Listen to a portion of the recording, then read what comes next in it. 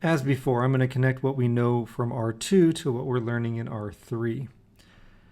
Here I have the xy plane, and let's suppose we have a function f and a particular x value. We'll just call it x. And we're going to consider basically the slope of a secant line between 2 points on the curve. And we'll say that the horizontal distance between these two is delta x. For that delta x on the curve, there is an associated delta y. We also know, though, that at the point on the curve, at any point on a differentiable curve, there exists a tangent line. And associated with that same delta x for the tangent line, there's also a vertical distance that we're going to call dy. Now, how does delta y relate to dy, you may ask? Or maybe you remember, f prime is approximated by delta y over delta x. In other words, near a point of tangency, the tangent line approximates how the curve changes. Furthermore, we would say that as delta x approaches 0, f prime then becomes dy dx. The only way that this kind of makes sense is to say we're talking about the same horizontal distance at any particular time. And we're saying as the horizontal distance goes to 0, then the delta y value here becomes really close to the dy value. And in fact, they share the same, well, the limit of the delta y over delta x is equal to dy dx, right? That's what we just wrote down. Yeah, so I just said it twice. As an implication of this, we can say that dy is equal to f prime dx. Now you would have seen this before, hopefully, when you saw linear approximations and differentials in R2. Now we're going to translate this idea into R3. Oh, but before we do, a little bit of vocabulary here. Folks, this dy is called the differential of y. All right. Now we're going to imagine that we have a part of a surface that exists over the xy plane. And for what's in my head here, I'm just going to draw it in over quadrant 1. And it's kind of a rectangular portion of a surface, the way I've drawn this. And what I mean is that it's got a rectangular shadow in R2. Not necessarily that the surface itself is rectangular. Anyway, there's a point here in the lower left corner of this portion of the surface. We'll call it AB and then F at AB. It's above the point in the xy plane AB, of course. And we'll say that the length of the rectangle here is delta y, and we're going to say that's the same as dy. We're playing the same game we did over here when we called delta x dx. And the width of this rectangle here, we're going to say is delta x, and we're going to also call that dx.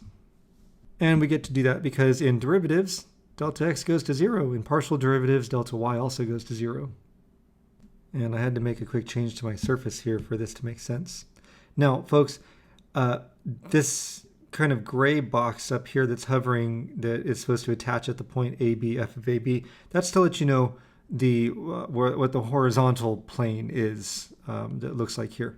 But at the point AB, f of AB, there exists a tangent plane, which I have tried to draw here in purple. It's part of the tangent plane. So we've got our kind of curvy surface here. We've got our tangent plane, and then we've got a couple of rectangles just so you can see the perspective here. Now, from the point AB, f at AB, to the opposite corner of this portion of the tangent plane, we can see that for that horizontal distance or difference, there is a vertical change in the tangent plane. That is dz. It's akin to the vertical change for the tangent line in R2. For the surface, for that same horizontal change, there is a different vertical change, and that's delta z. It's the actual change in the surface.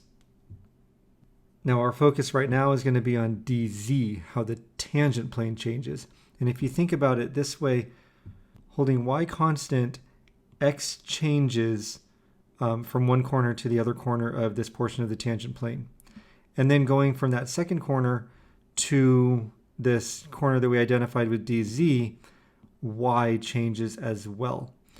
The way z changes, so dz for the tangent plane, the way the differential changes, is a combination of how x changes and how y changes.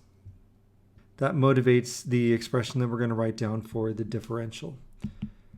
The total differential, dz, is equal to fx at xy times dx plus fy at xy times dy.